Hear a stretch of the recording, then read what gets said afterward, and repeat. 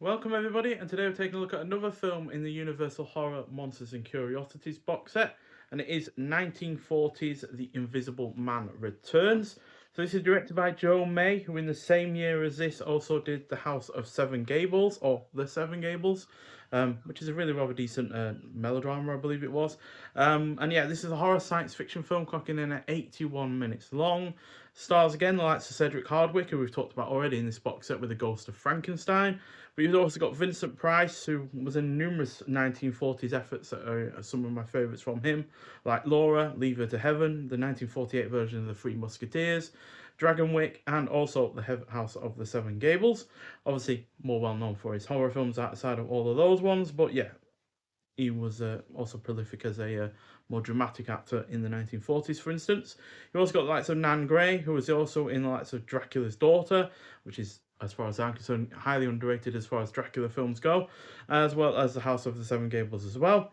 You also have John Sutton, who starred alongside Vincent Price in three other films that came after this. So the likes of the 1948 version of The Three Musketeers, as well as The Bat and Return of the Fly, that both came out in 1959.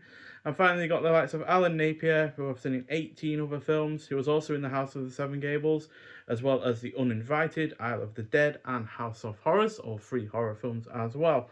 So the owner of a coal mining operation, falsely imprisoned for killing his own brother, takes a drug to make him invisible, despite its side effect, gradual madness. So he gets hold of this drug due to the brother of the character played by Claude Rains in the original film from 1933. He's able to reuse that drug to help out his friend played by Vincent Price.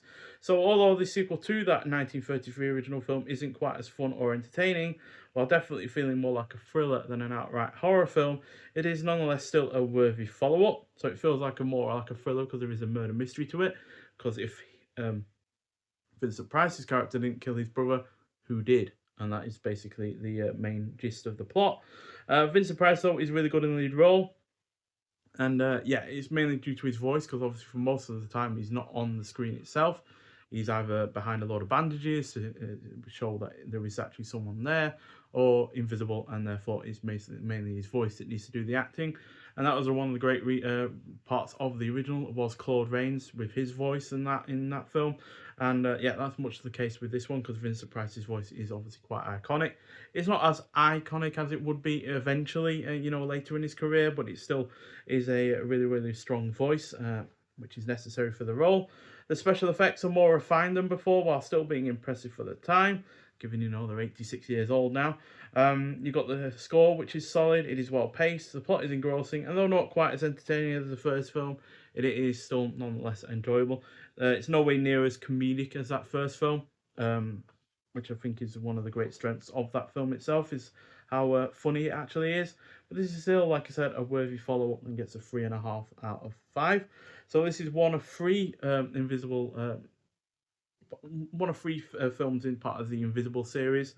We will eventually look at the Invisible Woman and Invisible Agent, but it is a bit of a shame that we don't have the Invisible Man's Revenge, or the Abbott and Costello Meet the Invisible Man. Although that film nowhere near as good as the first film that they did in the horror genre, which was in Abbott and Costello Meet Frankenstein.